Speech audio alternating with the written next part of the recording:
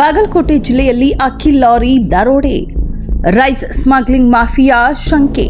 ಬಾಗಲಕೋಟೆ ಜಿಲ್ಲೆಯ ರಬಕವಿ-ಬನಹಟ್ಟಿ ತಾಲೂಕಿನ ಸೈದಾಪುರ ಸಮೀಪ ಸಿನಿಮೀಯ ಶೈಲಿಯಲ್ಲಿ ಅಕ್ಕಿ ತುಂಬಿದ್ದ ಲಾರಿಯನ್ನ ಅಂತಾರಾಜ್ಯ ದರೋಡೆಕೋರರು ದರೋಡೆ ಮಾಡಿರುವ ಘಟನೆ ಬೆಳಕಿಗೆ ಬಂದಿದೆ.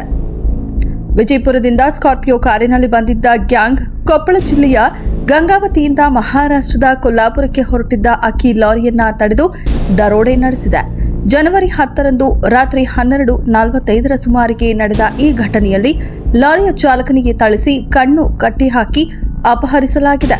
ನಂತರ ಲಾರಿಯಲ್ಲಿದ್ದ ಸುಮಾರು 25 ಟನ್ ಅಕ್ಕಿ ಅಂದಾಜು ಮೌಲ್ಯ 6,12,500 ರೂಪಾಯಿಯನ್ನ ಬೆಳಗಾವಿ ಜಿಲ್ಲೆಯ ಕಾಗವಾಡದಲ್ಲಿ ಮಾರಾಟ ಮಾಡಲಾಗಿದೆ.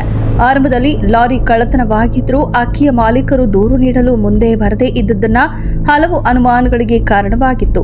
ಲಾರಿಯಲ್ಲಿ ಸಾಗಿಸುತ್ತಿದ್ದ ಅಕ್ಕಿ ಪಡಿತರ ಅಕ್ಕಿಯೇ ಅಥವಾ ಲೀಗಲ್ ಸರಕ, ರೈಸ್ ಸ್ಮಗ್ಲಿಂಗ್ ನಡೆಯುತ್ತಿತ್ತಾ ಎಂಬ ಪ್ರಶ್ನೆಗಳು ಎದ್ದಿವೆ.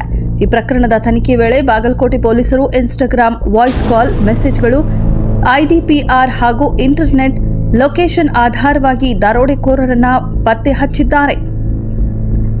ಲಾರಿ ಚಾಲಕ ಬಾಬಾ ಸಾಹೇಬ್ ರಾಮದುರ್ಗ ನೀಡಿದ ದೂರಿನ ಮೇರೆಗೆ ಒಟ್ಟು 8 ಮಂದಿ ಅಂತಾರಾಜ್ಯ ದರೋಡೆಕೋರರನ್ನ ಬಂಧಿಸಲಾಗಿದೆ.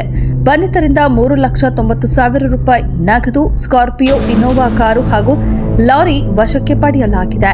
ಬಂಧಿತರ ವಿವರ: ವಿಜಯಪುರ ಮೂಲದ ಜಾಕೀರ್ ಮಕಂದಾರ್, ಸಚಿನ್ ನಾಯ್ಕೋಡಿ, ಆರ್ಪಾದ್ ತಾಳಿಕೋಟೆ, ಫಯಾಜ್ ಮಕಂದಾರ್, ಜಮಖಂಡಿಯ ಸಂಜು ಕಡಕೋಳ, ವಿಶ್ವನಾಥ ಲಗಳಿ, ಸಂತೋಷ ಕಾಂಬ್ಳೆ ಮತ್ತು ಜಮಖಂಡಿ ತಾಲೂಕಿನ ಮೈಗೂರು ಗ್ರಾಮದ ಸಂಗಮೇಶ್ ಕಾಂಬ್ಳೆ. MH09UC8190 ಸಂಖ್ಯೆಯ ಲಾರಿಯನ್ನ ದರೋಡೆ ಮಾಡಲಾಗಿತ್ತು. ಬಾಗಲಕೋಟೆ ಜಿಲ್ಲೆಯಲ್ಲಿ ನಿರಂತರವಾಗಿ ನಡೆಯುತ್ತಿರುವ ರೈಸ್ ಸ್ಮಗ್ಲಿಂಗ್ ಹಿನ್ನೆಲೆ ಈ ಪ್ರಕರಣಕ್ಕೂ ಸ್ಮಗ್ಲಿಂಗ್ ಮಾಫಿಯಾದ ನಂಟು ಇರುವ ಶಂಕೆ ವ್ಯಕ್ತವಾಗಿದೆ. ಈ ಕುರಿತು ಬಾಗಲಕೋಟೆ ಎಸ್ಪಿ ಸಿದ್ಧಾರ್ಥ್ ಗೋಯಲ್ ಮಾಹಿತಿ ನೀಡಿದ್ದಾರೆ.